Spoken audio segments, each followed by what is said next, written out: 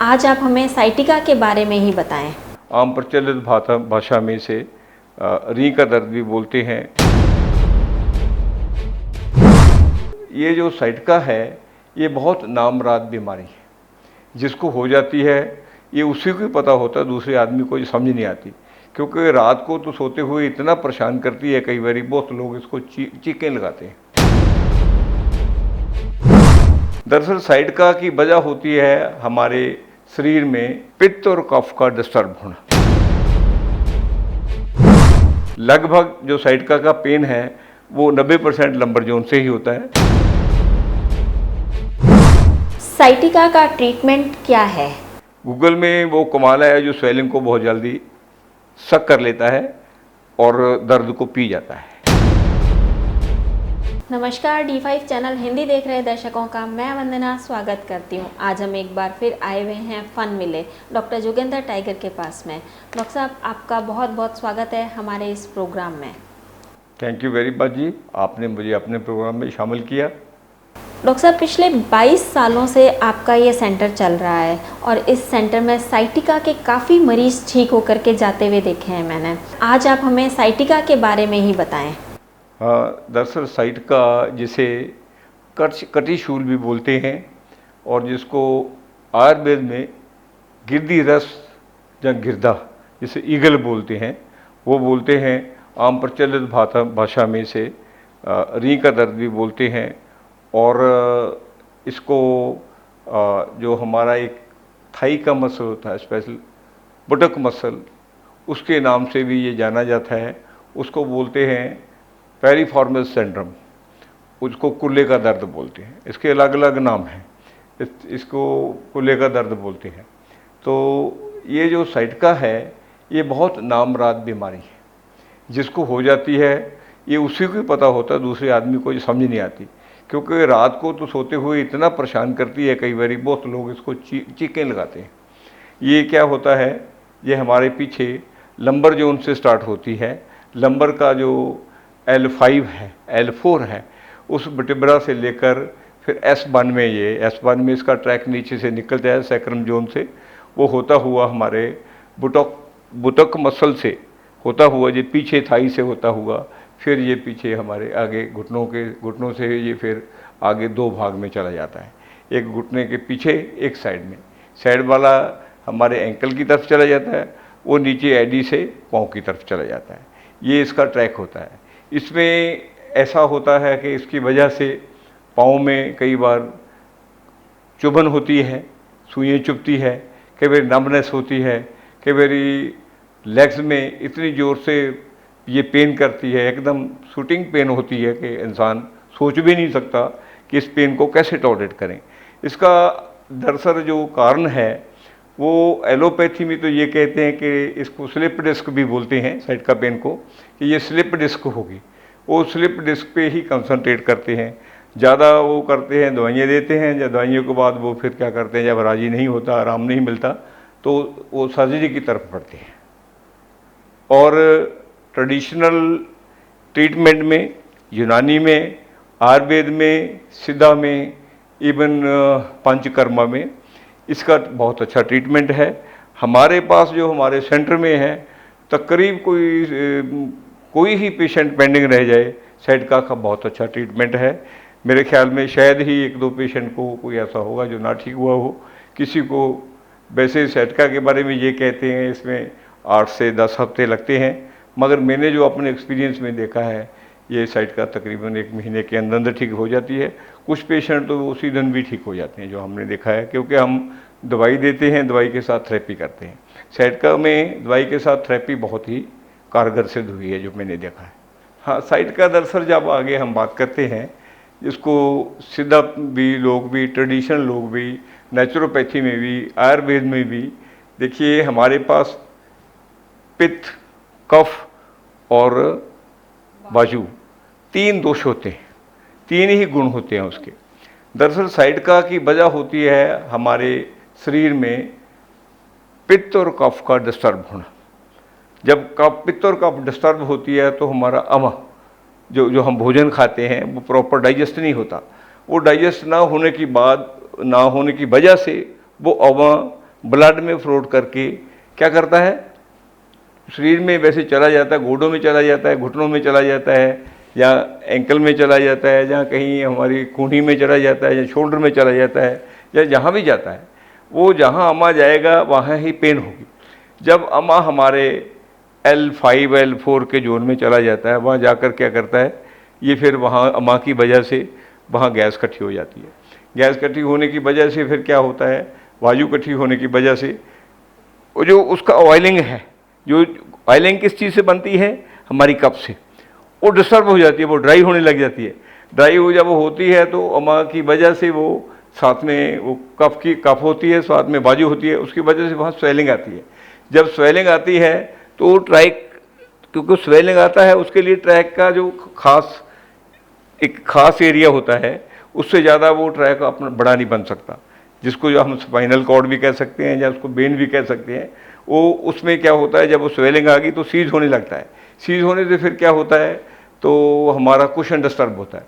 जब cushion disturb होता है तो वर्टिब्रा हल्का सा जिधर को कुशन खिसकता है, वो किसकी वजह से होता है, स्वेलिंग की वजह से। तो वो वेन उधर से दब जाती है। जब वेन दब जाती है तो वेन को नीचे को सप्लाई जो है ब्लड की रुक जाती है। ब्लड की सप्लाई रुकने की वजह से वो पेन होती है। और एक तो वो होता है, दूसरा जो कुल्ले का मसल है, जो कुल्ले का मसल है, उस मसल में भी कई बार ये होता है, स्वेलिंग आ जाती है, वो भी वेन को दबा लेता है। उसके बाद कई बार ऐसा होता है कि इस वेन को नीचे घुटने में भी प्रॉब्लम आ जाती है, उसकी वजह से भी हो जाती है। इसके 3 जगह प्रॉब्लम है। बहुत ज़्यादा लोग इसको क्या करते हैं, इसको सिर्फ कंसंट्रेट करते हैं लंबर तक। जब हमारी लेग्स में पेन होती है, कई बार वो लेग्स में सिर्फ साइड का जोन से ही पेन होती है, वो नीचे से होती है, कई बार कुल्ले से होती है, कई बार वो क्या होती है, लंबर जोन से होती है। वैसे लगभग जो साइड का पेन है वो 90% लंबर जोन से ही होता है, मगर जो हम लोग देखते हैं वो होता है वायु की वजह से। हम लोग क्या करते हैं, वायु का ट्रीटमेंट करते हैं, साथ में जो ऑयलिंग है, कफ जो ड्राई होती है, जिसकी वजह से वायु उसमें स्वेलिंग लेकर आती है, और उसका ट्रीटमेंट करती है। साइटिका का ट्रीटमेंट क्या है? हाँ, उसका ट्रीटमेंट जो है उसमें क्या होता है, देखिए उसमें काफ़ी ट्रीटमेंट हैं, काफ़ी दवाइयाँ हैं। देखिए उसमें मैंने देखा है जो गूगल त्रिफला बहुत कामयाब है, बहुत ही कामयाब है। गूगल में वो कमाल है जो स्वेलिंग को बहुत जल्दी सक कर लेता है और दर्द को पी जाता है। और उसके बाद मैंने देखा जो तिला का तेल है, सेंधा नमक है, आप सेंधा नमक को गर्म करो, सेंधा नमक को गर्म पानी में डालो। सेंधा नमक में क्या होता है, मैग्नीशियम होता है। ये जहाँ पेन होता है वहाँ मैग्नीशियम और कैल्शियम चाहिए हमें। सेंधा नमक में मैग्नीशियम होता है। गर्म टॉवल से सेंधा नमक करो, उसका सेंधा नमक वाला गर्म पानी वाला टॉवल वहाँ रखो जहाँ पेन है। वो L5 से लेकर S1 नीचे तक पूरा रखो। बुटोक को भी रखो। बुटोक के ऊपर रखने से क्या होता है, मसल जो है रिलीज हो जाता है, तो वो नरम हो जाता है। उसको रखने से क्या होता है, वो ब्लड सप्लाई पूरी आती है। और मैग्नीशियम को क्या होता है, जो सेंधा नमक का मैग्नीशियम है वो बॉडी चूस लेती है। उसके बाद क्या करते हैं, फिर जो तिल होता है, तिल में मैग्नीशियम भी होता है।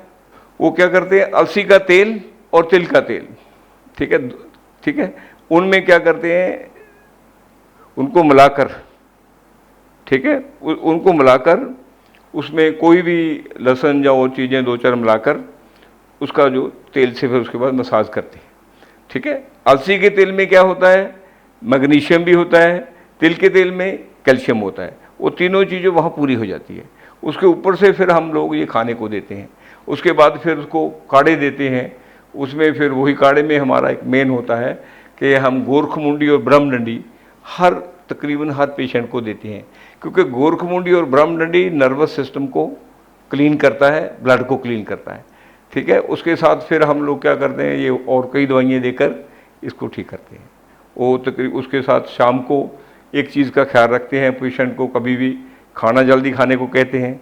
एक उसका कहते हैं कि कब्जी ना उसको हो कभी भी। अगर कब्जी उसको होती है तो साइड का पेन कभी ठीक नहीं होती, तो इसलिए कब्जी का ध्यान रखते हैं। अगर पेशाब में ट्रबल होती है तब भी साइड का पेन ठीक नहीं होती, क्योंकि पेशाब की वजह से वो उसमें स्वेलिंग जाती ही नहीं उस जगह से। फिर हम क्या करते हैं, पेशाब के लिए यहाँ किडनी का जो ट्रीटमेंट देते हैं वो साथ में उसका ट्रीटमेंट भी साथ साथ में देते हैं। उससे पेशेंट को पेशाब, टट्टी पेशाब मतलब मेरे कहने का बल सही पास होता है और उस जगह से जो स्वेलिंग है वो ठीक हो जाती है। साइटिका का दर्द कैसा होता है? इसका दर्द बड़ी शूटिंग पेन होती है। कई बार तो ऐसा होता है कि पाँव में, लेग में नमनेस होती है। दरअसल क्या होता है, जो साइटिका वेन है, जो हमारी जो लेग्स हैं उनको आगे पीछे करने में वही मदद करती है, वही स्ट्रेंथ देती है। अगर साइटिका वेन की सप्लाई कम हो जाए तो हमारे जो लेग्स के मसल हैं वो कमज़ोर हो जाते हैं, उनमें नमनेस आ जाती है, पाँव में नमनेस आ जाती है, उसकी वजह से पाँव में पेन होने लगती है, चिबन होने लगती है, कांटे से चुभते हैं, दर्द होता है, कई बातें होती है साइटिका पेन से।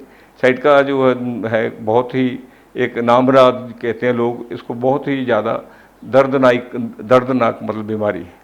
अगर अचानक से किसी को साइटिका का पेन हो जाए तो उसे क्या करना चाहिए?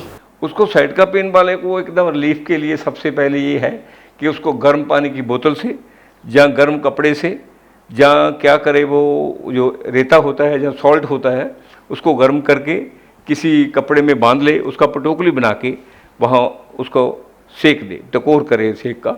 उससे क्या होता है, वहाँ स्वेलिंग कम होती है, सप्लाई फिर ब्लड के नीचे को जाने लगती है, उससे पेन को रिलीफ मिलता है। साइटिका का पेन होने पर कौन सी चीज़ें बिल्कुल नहीं खानी चाहिए? साइटिका पेन वाले को आपने बहुत अच्छी बात करी है। साइटिका पेन वाले को बादी वाली चीज़ें बिल्कुल ही नहीं खानी चाहिए, जिनमें बादी है, जैसे उड़द की दाल है, राइस है, पुराने चावल, आलू हैं, जिन चीज़ों में भी बादी है जो वायु रोग का प्रकोप बढ़ाते हैं वो नहीं खानी चाहिए। साइटिका का पेन होने पर ट्रीटमेंट क्या है? ये घरेलू उपाय ही हैं सारे जो मैं आपको बता रहा हूँ कि आसान हैं, घर के हैं। अगर इससे नहीं ठीक होता तो हमारे पास उसका और बहुत मेडिसिन बनाते हैं हम, हर्बल मेडिसिन से, और बहुत ही उसकी गोली भी बनाते हैं, वो बहुत है, वो उससे तकरीबन साइटिका पेन ठीक हो जाती है। हम थेरेपी भी देते हैं। इसकी थेरेपी में उसको एक्सरसाइज है, एक्सरसाइज में उसमें काफ़ी अच्छी एक्सरसाइज है वो देते हैं, वो एक्सरसाइज करने से वो आदमी ठीक हो जाता है। साइटिका के पेशेंट्स को खास तौर से किन बातों का ध्यान रखना चाहिए, कौन सी सावधानी उनको बरतनी चाहिए? साइटिका पेन का रिलीफ तो हफ्ते 10 दिन में ही शुरू हो जाता है, 2 हफ्ते में वो तकरीबन ठीक हो जाती है। 1 महीने के बाद साइटिका पेन का इलाज तकरीबन पूरा हो जाता है। जब किसी में ज़्यादा प्रॉब्लम आती है तो उसकी दवाई करीब कई बार 2 महीने भी चलती है। और एलोपैथी वगैरह में वो ब्रूफन वगैरह और पेन किलर वगैरह जितनी हैं वही देते हैं ज़्यादा। हमारे पास हम पेन किलर नहीं देते, हम उसको सप्लाई को पूरा करते हैं, सप्लाई से साइटिका पेन ठीक हो जाती है, उसकी वजह से हाजमा भी ठीक होता है। तो और साइटिका में हाजमे का ठीक करना बहुत ज़रूरी है, पेट गैस को ठीक करना बहुत ज़रूरी है, कॉन्स्टिपेशन को ठीक करना बहुत ज़रूरी है, यूरिनल सिस्टम को भी ठीक करना बहुत ज़रूरी है। हम इन चीज़ों को पूरा ध्यान करते हैं, जिसकी वजह से साइटिका बहुत जल्दी ठीक होता है। जिनको साइटिका की बीमारी होती है, क्या उनको एक्सरसाइज, योग या फिर जिम में जाना चाहिए? साइटिका के मरीज़ जब साइटिका होती है, एक 3-4 चीज़ों का ख्याल करें कि जैसे बहुत लोग कहते हैं कि योग करो, साइटिका में योग हो ही नहीं सकता, क्योंकि इतनी प्रॉब्लम होती है कि वहाँ उसमें बहुत स्लो होता है सिस्टम। अगर आप कोई भी एक्शन करेंगे, नीचे को झुकेंगे, ऊपर झुकेंगे, एकदम शूटिंग पेन होती है कि ऐसे कई बार आदमी गस खाकर गिर जाता है। इसलिए योग के चक्कर में और हैवी एक्सरसाइज के चक्कर में, जिम के चक्कर में साइटिका में नहीं पड़ना चाहिए। अगर साइटिका जब स्टार्ट होती है 1-2 दिन, उसके बाद जब आदमी अपने नॉर्मल काम पे जा सकता है। अगर उसका कोई काम ज़्यादा एग्जेशन वाला नहीं होता, चेयर पे बैठने वाला होता है, वो काम उसको कर लेना चाहिए, कोई बात नहीं है। मगर ये ध्यान रखना चाहिए कि उसकी जो बैकबोन है, उसका पोस्चर ठीक रहना चाहिए, सीधा रहना चाहिए, उसको एकदम झुकना नहीं चाहिए आगे को, उसको कोई भारी चीज़ नहीं उठानी चाहिए, उसको भारी एक्सरसाइज नहीं करनी चाहिए, उसको भागना नहीं चाहिए, उसको कोई जंप वाली चीज़ नहीं करनी चाहिए। इन चीज़ों का ख्याल रखना चाहिए साइटिका में। जब साइटिका ठीक हो जाती है फिर आहिस्ता आहिस्ता उसको एक्सरसाइज भी करनी चाहिए, योग भी करना चाहिए। साइटिका ठीक होने के बाद बहुत अच्छे योग हैं, वो योग कर लेने चाहिए। कई बार साइटिका के मरीजों को ऑपरेशन करने की सलाह दी जाती है, तो क्या उन्हें ऑपरेशन करवाना चाहिए या किन कंडीशन में ऑपरेशन होना चाहिए? देखिए ऐसा होता है, साइटिका में क्या होता है, जो कुशन है हमारा, ठीक है, वो खिसक जाता है। खिसकने की वजह से वो जो वेन है साइटिका नर्व की, वो कुशन की और वर्टिब्रे के नीचे आकर दबाव में आ जाती है, कंप्रेस हो जाती है। तो ऑपरेशन में आजकल जो दूरबीन ऑपरेशन आते हैं उसमें क्या कहते हैं, जो समझदार डॉक्टर हो तो उस कुशन को थोड़ा सा वहाँ वेन को वहाँ से रिलीज़ कर देता है, तुरंत छुट्टी हो जाती है। वो कुछ ऑपरेशन है जो कारगर है। मगर ये डिपेंड करता है सर्जन पे कि सर्जन कैसा है। अगर सर्जन ठीक नहीं है तो कई बार साइड का नर्व भी इंजर कर देता है या कुछ और भी इंजर कर देता है, वो बीमारी फिर परमानेंट हो जाती है, कभी भी ठीक नहीं होती। It depends on the surgeon के सर्जन कैसा है। मगर साइटका में एक्सरसाइज के साथ साथ देखो थोड़ा थोड़ा आहिस्ता स्ट्रेच करना चाहिए हमें। स्ट्रेच करने से साइटका ठीक होती है। और स्ट्रेचर में आहिस्ता आहिस्ता जो पवन मुक्त आसन है, ये साइटका में बहुत गुनाकारी है, मगर इसको बहुत स्लो प्रोसेस में अपने जो लेग्स हैं उनको घुटनों के बाल इकट्ठी करके घुटनों को पकड़ के अपने चेस्ट के साथ आहिस्ता आहिस्ता लगाएं। मगर एक चीज़ का ख्याल रखें, ये जो अपना हेड है, हेड को नीचे ही पैरेलल रहने दें, उसको ना उठाएं। पवन मुक्त आसन साइटका में काफ़ी कामयाब है और आसन साइटका में नहीं करने चाहिए, मगर बॉडी को स्ट्रेच करने वाली बहुत स्लो एक्सरसाइज, स्लो मूवमेंट में वो कर लेनी चाहिए, ताकि साइटका पेन की जो वेन है उसमें इलास्टिसिटी आ जाए, उसकी सप्लाई ठीक हो जाए। इसमें इलास्टिसिटी की ही कमी आती है, इसलिए वो कर लेना चाहिए। उसमें साइटका में बहुत ज़्यादा जल्दी फायदा होता है। डॉक्टर साहब, आपने हमें बहुत ही महत्वपूर्ण जानकारी दी साइटिका के बारे में। आपका बहुत बहुत धन्यवाद। थैंक यू जी। अगले एपिसोड में आपसे फिर मुलाकात होगी, तब तक के लिए नमस्कार।